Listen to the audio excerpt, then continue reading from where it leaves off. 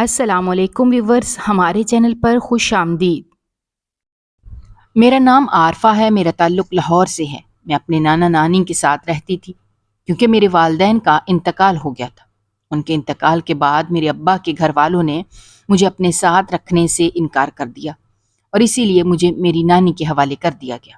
میرے نانا بیمار رہتے تھے، اسی لیے وہ زیادہ کام کاج نہیں کرتے تھے، لیکن جب میری ذمہ داری ان کے اوپر پڑ گئی تو میرے نانا نے دوبارہ سے کام کرنا شروع کر دیا۔ میرے نانا کا کوئی بیٹا نہیں تھا، ان کی ایک ہی بیٹی تھی اور وہ میری اماں تھی۔ وہ بھی اب اس دنیا میں نہیں رہی تھی۔ میرے نانا نے اپنے وقت میں محنت کر کے گھر بنا لیا تھا اور ایک چھوٹی سی دکان تھی، وہی دکان وہ چلاتے تھے جس سے گھر کا خرچہ چلتا تھا اور میری پڑھائی کا بھی خرچ میرے نانا اٹھا رہے تھے۔ انہوں نے مجھے کبھی بھی اماں ابا کی کمی محسوس نہیں ہونے دی تھی۔ انہوں نے میری پرورش بالکل ویسے ہی کی تھی جیسے انہوں نے بہت سال پہلے میری اماں کی پرورش کی تھی۔ وہ دونوں مجھے دیکھ کر ہی جیتے تھے اور میں بھی اپنی زندگی انہی کے لیے جی رہی تھی۔ ان دونوں نے ہر ممکن کوشش کی تھی کہ مجھے اچھے سے اچھی زندگی دے سکے۔ میرے نانا اور میری نانی میری چھوٹی سے چھوٹی خواہشات کو پورا کرتے، اس لیے کہ کبھی بھی مجھے اس بات کا احساس نہ ہو کہ میرے ماں باپ میرے سر پر موجود نہیں ہیں، اور وہ اس کوشش میں کافی حد تک کامیاب بھی ہوتے تھے۔ چیزوں کے حوالے سے کبھی مجھے اماں ابا کے نہ ہونے کا احساس نہیں ہوا تھا، لیکن وہ میرے ماں باپ تھے، ایسے میں انہیں بھول نہیں سکتی تھی۔ وہ ہر وقت مجھے یاد آتے تھے اور میں یہی سوچتی تھی کہ وہ اتنی جلدی مجھے اکیلا چھوڑ کر کیوں چلے گئے۔ نانی مجھے سمجھایا کرتی تھیں کہ جانے والوں کا وقت طے ہوتا ہے، ہم لوگ انہیں روک نہیں سکتے، اور نہ ہی موت یہ دیکھتی ہے کہ مرنے والا انسان اپنے پیچھے کتنے لوگوں کو تنہا چھوڑ کر جا رہا ہے، نہ ہی موت یہ دیکھتی ہے کہ مرنے والے سے کوئی کتنی محبت کرتا ہے۔ اس کا تو ایک وقت مقرر ہوتا ہے اور اس وقت پر سب کو جانا ہوتا ہے۔ آہستہ آہستہ میں نے اس حقیقت کو قبول کر لیا تھا کہ اب مجھے اپنے والدین کے بغیر ہی ساری زندگی گزارنی ہے۔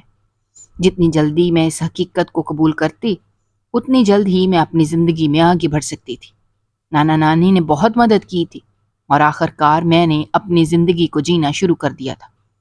وقت اسی طرح سے گزر رہا تھا اور پھر جب میری پڑھائی مکمل ہو گئی تو میرے نانا میری شادی کروانا چاہتے تھے۔ اب ان کی طبیعت کچھ زیادہ ہی خراب رہنے لگی تھی اور میری نانی بھی بیمار رہتی تھی۔ نانا نے امجد سے میرا رشتہ طے کر دیا۔ امجد کو وہ اچھی طرح سے جانتے تھے، وہ بہت ہی نیک اور اچھا انسان تھا۔ میرے نانا جس مسجد میں نماز پڑھنے کے لیے جاتے تھے، امجد بھی وہاں پر باقاعدگی سے نماز ادا کرنے کے لیے آتا تھا، اور وہیں پر اس کی ملاقات میرے نانا سے ہوئی تھی۔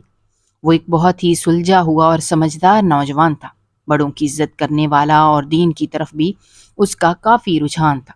میرے نانا بھی میرے لیے کوئی ایسا انسان چاہتے تھے جو سمجھدار ہو، بڑوں کی عزت کرنے والا ہو اور میری ذمہ داری کو اچھے طریقے سے سنبھال سکے۔ میں نے کبھی بھی نانا نانی کے کسی فیصلے سے انکار نہیں کیا تھا۔ اب اگر انہوں نے میری شادی کا فیصلہ لیا تھا تو کچھ سوچ سمجھ کر ہی لیا ہوگا، اسی لیے میں نے اپنے نانا کی مرضی پر ہاں کر دی اور میرا رشتہ امجد سے طے ہو گیا۔ امجد سے جب میرا رشتہ طے ہوا تھا، اس کے بعد سے میں اسے تھوڑا بہت جاننے لگی تھی، اور جتنا میں نے اسے جانا تھا مجھے یہی اندازہ ہوا تھا کہ وہ ایک اچھا انسان ہے اور میرے نانا نے میرے لیے اچھا فیصلہ لیا ہے۔ بہت جلد میری شادی ہو گئی اور میں رخصت ہو کر اپنے سسرال آ گئی۔ میری شادی کے ایک ہفتے بعد ہی میری نانی کا انتقال ہو گیا۔ یہ میرے لیے بہت بڑا صدمہ تھا۔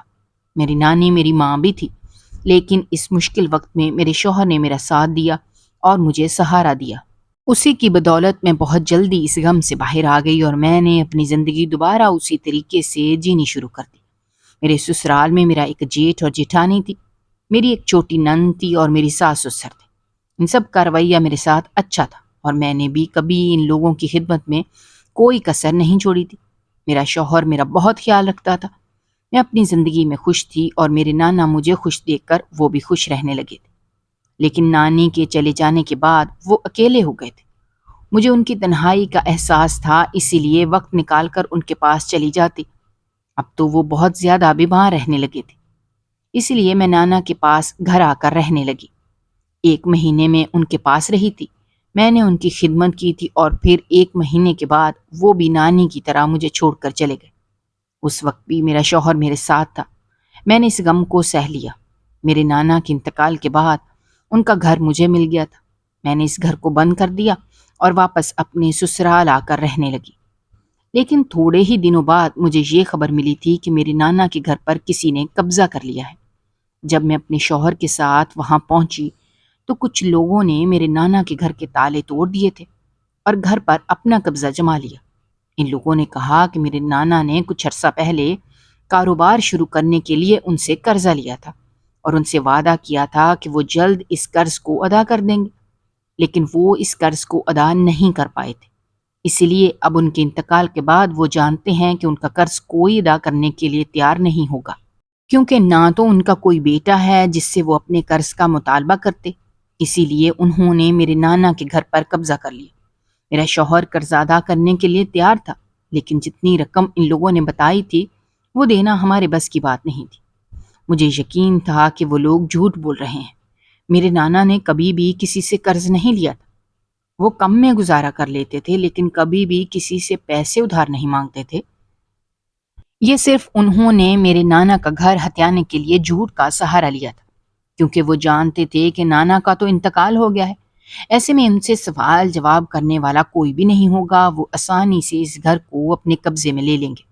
میرے شوہر نے میرا اس معاملے میں ساتھ دیا اور مجھ سے وعدہ کیا کہ وہ ان لوگوں کو ناجائز اس گھر پر قبضہ نہیں کرنے دیں گے، لیکن فی الحال کے لیے تو ان لوگوں نے اس گھر کو اپنے قبضے میں لے لیا تھا۔ میں بہت پریشان تھی۔ میرے شوہر نے ہر ممکن کوشش کی تھی کہ کسی طرح سے اس مسئلے کو حل کیا جائے اور اس گھر کو واپس لیا جائے۔ وہ میرے نانا کی نشانی تھی، میں ایسے کسی انسان کے ہاتھ میں کیسے دے سکتی تھی؟ عدالت میں کیس ابھی تک چل رہا تھا، لیکن اس کا کوئی فیصلہ نہ آیا۔ 6 مہینے اسی طرح سے گزر گئے۔ جب ایک دن میرا شوہر گھر سے باہر کام کے لیے گیا تھا، لیکن وہ گھر واپس نہ آیا۔ میرے شوہر کا ایکسیڈنٹ ہو گیا تھا، اس میں وہ بری طرح سے زخمی ہو گیا۔ میں نے اس کا علاج کروانے کے لیے اپنے زیور تک بیچ دیے، یہاں تک کہ میری نانی نے جو میرے لیے اتنا کچھ بنایا تھا، سارے قیمتی زیورات میں نے بیچ کر اپنے شوہر کے علاج پر لگا دیا۔ لیکن پھر بھی میرے شوہر کی جان نہ بچ سکی اور وہ اس دنیا سے رخصت ہو گیا۔ اس کے چلے جانے کے بعد میرے سسرال والے میرے خلاف ہو گئے۔ انہوں نے مجھے منحوس کہنا شروع کر دیا کہ پہلے میں نے بچپن میں اپنے ماں باپ کو نگل گئی، اس کے بعد میرے نانا نانی مجھے چھوڑ کر چلے گئے، اور اب شادی کر کے اس گھر میں آئی تھی تو ان کے بیٹے کی بھی جان لے لی۔ حیرت کی بات تھی کہ وہ لوگ جو کل تک میرے ساتھ اچھے طریقے سے پیش آتے تھے، آج وہی لوگ میرے دشمن ہو گئے تھے۔ میرا جیٹھ اور میری جٹھانی تو مجھے اس گھر میں رکھنے کے لیے تیار ہی نہیں تھے، جبکہ میری ساس وہ تھوڑی سی اچھی خاتون تھیں۔ انہوں نے سب لوگوں کو سمجھانے کی کوشش کی کہ ایسا کچھ نہیں ہے، وہ مجھے اس گھر سے کہیں نہ جانے دیں۔ میں ان کے بیٹے کی بیوہ ہوں اور اس کے گھر میں رہوں گی، لیکن میرا جیٹھ اور میری جٹھانی مجھے اس گھر میں رکھنے کے لیے تیار نہیں تھے۔ وہ کیوں نہیں رکھنا چاہتے تھے یہ بات بھی میں اچھی طرح جانتی تھی۔ انہیں اس بات کا ڈر تھا کہ اگر ان کے بھائی کی کوئی اولاد ہوگی تو ایسے میں اس گھر میں سے اور ساری چیزوں میں سے اسے حصہ دینا پڑے گا، اور میرا جیٹھ یہ سارا کچھ خود ہضم کرنا چاہتا تھا، اسی لیے وہ مجھے اس گھر سے نکالنا چاہتا تھا۔ میری ساس بوڑھی عورت تھی، اس طرح اپنے جوان بیٹے سے کیسے لڑ سکتی تھی؟ آخر کو انہوں نے بھی اپنے بیٹے کے سہارے ہی زندگی گزارنی تھی۔ انہوں نے میرا ساتھ دینے کی بہت کوشش کی، لیکن ناکام رہیں، اور آخر کار میرے شوہر کے انتقال کے بعد میرے سسرال والوں نے مجھے گھر سے نکال دیا۔ نانا نانی بھی اس دنیا میں نہیں رہے تھے، اور جو ان کا گھر تھا وہ بھی کسی نے اپنے قبضے میں کر لیا تھا۔ اب میرے پاس رہنے کے لیے کوئی جگہ نہیں تھی، نہ ہی کوئی ایسا رشتہ دار تھا جس کے پاس میں چلی جاتی۔ کچھ سمجھ نہیں آ رہا تھا کہ کیا کروں۔ ایک سہیلی تھی بچپن کی، وہ بہت اچھی تھی، میں اس کے پاس چلی گئی اور میں نے وہاں پر اس کے گھر میں اپنی عدت مکمل کی۔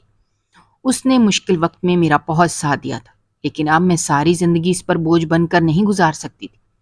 مجھے اپنے لیے خود کچھ کرنا تھا اور اپنی ذمہ داری خود اٹھانی تھی۔ میری سہیلی نے ان سارے کاموں میں میری بہت مدد کی۔ وہ اس گھر میں اپنے شوہر کے ساتھ رہتی تھی۔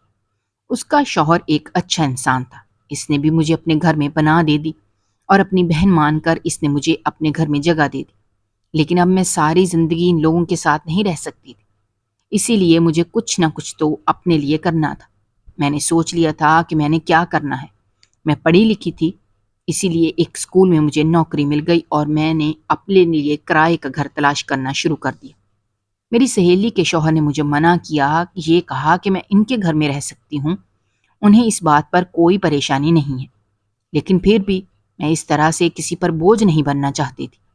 آج انہیں میرے اس گھر میں رہنے سے پریشانی نہیں تھی، لیکن اگر میں یہاں پر مزید کچھ عرصہ رہتی تو ممکن تھا کہ ان لوگوں کو مجھ سے پریشانی ہونے لگتی۔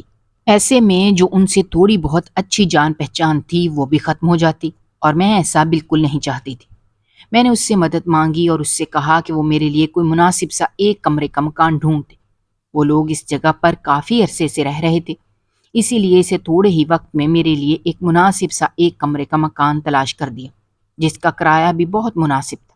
میرے پاس زیادہ سامان تو نہیں تھا، جو کچھ میرے پاس تھا وہ سارا سامان لے کر میں اس ایک کمرے کے مکان میں رہنے لگی، جو میں نے کرائے پر لیا تھا۔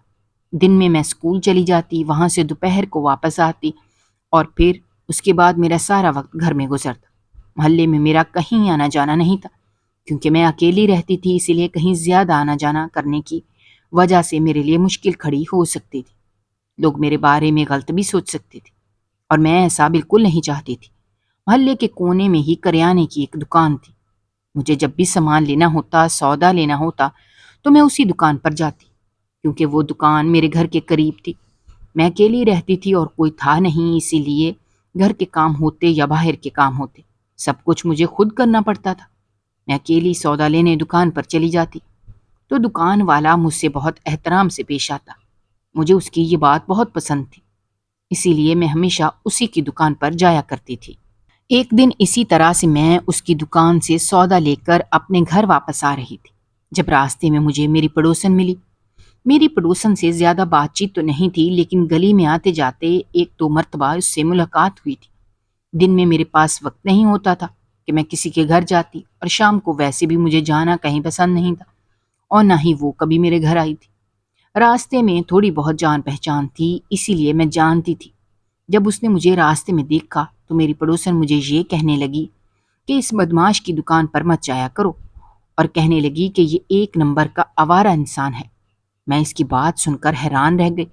مجھے تو اس شخص میں کوئی برائی نہیں لگتی تھی، بلکہ وہ تو مجھ سے جب بھی میں جاتی تو بہت عزت اور احترام سے پیش آتا تھا، لیکن میری پڑوسن تو اس کے بارے میں کچھ اور ہی کہہ رہی تھی۔ اس نے مجھے بتایا کہ میں اس محلے میں نئی آئی ہوں، اسی لیے میں یہاں کے لوگوں سے واقف نہیں ہوں۔ یہ آدمی تو پورے محلے میں مشہور ہے کہ محلے کی عورتوں کو آتے جاتے تاڑتا ہے۔ یہ محلے میں یہاں پر سارا وقت دکان پر بیٹھا رہتا ہے، اسی لیے اسے ہی پتا ہوتا ہے کہ کون آدمی گھر ہے اور کون نہیں۔ بہت مرتبہ تو ایسا ہوا ہے جب اسے یہ معلوم ہوتا تھا کہ وہ فلاں آدمی اپنے گھر پر موجود نہیں ہے، اپنے کام کی وجہ سے کہیں باہر گیا ہوا ہے، تو یہ رات کو دیوار پھلانگ کر ان کے گھر پہنچ جاتا تھا۔ محلے کی بہت ساری عورتوں کے ساتھ اس نے ایسا کیا ہے، لیکن کیونکہ اس کے پیچھے کوئی مضبوط ہاتھ ہے، اسی لیے لوگوں نے بہت مرتبہ اسے محلے سے نکالنے کی کوشش کی ہے، لیکن نکال نہیں پائے، کیونکہ یہ کوئی عام آدمی نہیں ہے۔ اسی لیے لوگوں نے اسے اس کے حال پر چھوڑ دیا ہے، اور سب اپنی حفاظت خود کرتے ہیں۔ کوئی بھی اس سے زیادہ بات چیت نہیں کرتا۔ میری پڑوسن نے مجھ سے کہا کہ میں نئی آئی ہوں، وہ میری خیر خواہ ہے، اسی لیے مجھے سمجھا رہی ہے، باقی جو مجھے بہتر لگے وہ میں کر سکتی ہوں۔ اس کی باتوں نے تو مجھے پریشان کر دیا تھا، لیکن ایک بات جو میں سوچ رہی تھی وہ یہی تھی کہ مجھے اس محلے میں آئے ہوئے کوئی 15 دن گزر گئے تھے۔ 15 دن سے میں اس دکان پر جایا کرتی تھی۔ وہ جانتا تھا کہ میں اپنے گھر میں اکیلی رہتی ہوں، لیکن آج تک اس نے نہ تو مجھ سے کبھی کوئی غلط بات کی تھی، اور نہ ہی نظر اٹھا کر مجھے دیکھا تھا۔ ایک طرف اس انسان کی شرافت کی گواہ میں خود تھی، تو دوسری طرف میری پڑوسن نے جو باتیں کہی تھیں وہ مجھے پریشان کر رہی تھیں۔ آخر کو وہ کسی کے بارے میں ایسی غلط باتیں کیوں کرتی؟ کوئی نہ کوئی بات ہوگی، جب ہی تو اس نے یہ سب کچھ کہا تھا۔ میں نے سوچ لیا تھا کہ اب مجھے محتاط رہنا ہوگا۔ ایک دن اسی طرح سے میں اس کی دکان پر سودا لینے کے لیے گئی، جب اس نے مجھے رشتے کی پیشکش کر دی۔ مجھے اس کی بات سن کر بہت غصہ آیا، اور ساتھ ہی اپنی پڑوسن کی ساری باتیں یاد آ گئیں۔ اس کا مطلب یہ تھا کہ وہ اچھا ہونے کا ڈرامہ کر رہا تھا۔ حقیقت میں اس کی نظروں میں واقعی کھوٹ تھا، اسی لیے تو اس نے مجھے شادی کی پیشکش کی تھی۔ مجھے بہت غصہ آیا، غصے میں نے اسے تھپڑ مار دیا، لیکن اس نے بدلے میں مجھے کچھ نہ کہا۔ میں خاموشی سے اپنا سامان لے کر گھر واپس آ گئی، اور اس دن میں نے سوچ لیا تھا کہ آج کے بعد میں اس شخص کی دکان پر سودا لینے نہیں جاؤں گی۔ مجھے دور جانا منظور تھا، لیکن اس کی دکان سے میں کچھ نہیں خریدوں گی۔ جب میں نے اسے تھپڑ مارا تھا تو وہاں پر کچھ اور عورتیں بھی موجود تھیں جنہوں نے تھپڑ مارتے مجھے دیکھ لیا تھا، اور دور کچھ مرد بھی موجود تھے۔ انہوں نے بھی یہ منظر دیکھا، لیکن پھر بھی اس شخص نے جواب میں مجھے کچھ نہ کہا، خاموش ہو کر ایک طرف ہو گیا۔ اسی رات میں اپنے کمرے میں سو رہی تھی تو اچانک کوئی دیوار سے کودا۔ میں ڈر گئی، مجھے لگا کہ وہی دکان والا شخص میرے گھر گھس آیا ہے، کیونکہ میری پڑوسن نے ایسا ہی بتایا تھا، اور آج میں نے اسے تھپڑ بھی مارا تھا۔ یقیناً وہ اپنے تھپڑ کا بدلہ لینے کے لیے ہی میرے گھر گھسا تھا۔ میں بہت ڈر گئی تھی۔ ڈرتے ڈرتے میں کمرے سے باہر آئی تو میرے ہوش اڑ گئے، کیونکہ سامنے کھڑا وہ شخص دکاندار نہیں بلکہ پڑوسن کا شوہر تھا۔ اس کے شوہر کو ایک دو مرتبہ میں نے محلے میں دیکھا تھا۔ اس نے مجھے کہا تھا کہ مجھے اس محلے میں کوئی بھی پریشانی ہو تو میں اسے بتا سکتی ہوں۔ یہ تو وہی آدمی تھا جو میرے گھر میں موجود تھا اور عجیب نظروں سے گھور رہا تھا۔ فوراً میرے پاس آیا اور اس نے میرے منہ پر ہاتھ رکھ دیا، کیونکہ وہ جانتا تھا کہ ابھی میں فوراً سے چیخنا شروع کر دوں گی اور سب لوگوں کو جمع کر لوں گی۔ اسی لیے اس نے سب سے پہلے میرے منہ پر ہاتھ رکھا اور گھسیٹتا ہوا مجھے کمرے میں واپس لے جانے لگا۔ میں نے بہت ہاتھ پیر مارے اور اپنے آپ کو بچانے کی کوشش کی، لیکن کیونکہ میں ایک کمزور عورت تھی اور وہ ایک مرد، میں کہاں اس کا مقابلہ کر سکتی تھی۔ وہ زبردستی مجھے کمرے میں لے آیا، لیکن اس سے پہلے کہ وہ مجھے کوئی نقصان پہنچاتا، اچانک سے میرے گھر کا دروازہ کھلا تھا اور چند لوگ گھر کے اندر داخل ہو گئے، جن میں محلے کے چند معزز لوگ بھی تھے اور وہی دکاندار، وہ بھی ان کے ساتھ ہی تھا۔ ایسا لگ رہا تھا کہ جیسے وہ انہیں لے کر یہاں پر آیا ہے۔ ان سب لوگوں کو یہاں دیکھ کر میں نے سکھ کا سانس لیا اور اس شخص کو دھکا دے کر میں باہر آ گئی۔ میں نے باہر آتے ہی سب لوگوں کو اس شخص کی اصلیت بتا دی۔ سب لوگوں نے اسے مارنا پیٹنا شروع کر دیا اور مارتے ہوئے میرے گھر سے باہر لے گئے۔ میں نے دروازے کو بند کیا اور کمرے میں آ کر بیٹھ گئی۔ جب صبح سارا معاملہ کھل کر سامنے آ گیا، حقیقت میں پڑوسن کا شوہر ایک اچھا آدمی نہیں تھا۔ وہی محلے کی عورتوں کو تاڑتا تھا اور موقع دیکھتے ہی ان کے گھر بھی پہنچ جاتا تھا۔ انہیں ڈرا دھمکا کر یہ کہتا کہ کوئی بھی اس کا نام نہیں لے گی، بلکہ اگر اس سے پوچھا جائے تو وہ یہی کہیں گے کہ وہی دکان والا آدمی ان کے گھر آیا تھا۔ سارا الزام اس پر ڈال دیں گے۔ اگر انہوں نے ایسا نہ کیا تو وہ انہیں جان سے مار دے گا، یا ان کے گھر کے کسی فرد کو مار دے گا، یا کسی بچے کو مار دے گا۔ عورتیں ڈرتی ہوئی خاموش ہو جاتی اور اپنے ساتھ ہوئی زیادتی کا کسی سے ذکر نہ کرتی۔ اگر کسی کو پتہ چل بھی جاتا تو سارا الزام وہ عورتیں اس دکاندار پر لگا دیتی، جو کہ ایک شریف انسان تھا۔ وہ خاموش تھا اور ساری باتیں خاموشی سے برداشت کرتا آیا تھا، صرف اس امید پر کہ ایک دن اس کی بے گناہی سب لوگوں کے سامنے ضرور آئے گی۔ وہ لوگوں کو بتانے کی، سمجھانے کی بہت کوشش کرتا تھا کہ اس سارے معاملے میں اس کا کوئی قصور نہیں ہے، لیکن لوگ اس کی بات سننے کے لیے تیار ہی نہیں ہوتے تھے۔ ایسے معاملات میں عورت کی گواہی کو اہمیت دی جاتی ہے۔ جب محلے کی عورتیں ہی اس کے خلاف گواہی دیتی تھیں تو ایسے میں لوگ اس کی بات کہاں سنتے؟ سارا الزام اس پر آ جاتا تھا۔ بہت مرتبہ محلے والوں نے اسے یہاں سے نکالنے کی بھی کوشش کی تھی، لیکن اس کا بڑا بھائی کسی بڑے عہدے پر تھا، جس کی وجہ سے لوگ خاموش ہو جاتے تھے۔ اس پر کوئی کچھ نہیں کر سکتا تھا، اسی لیے وہ اس محلے میں رہ رہا تھا۔ جانے کو تو وہ خود بھی یہاں سے جا سکتا تھا، لیکن وہ اس طرح سے اتنے سارے الزام اپنے سر لے کر نہیں جانا چاہتا تھا۔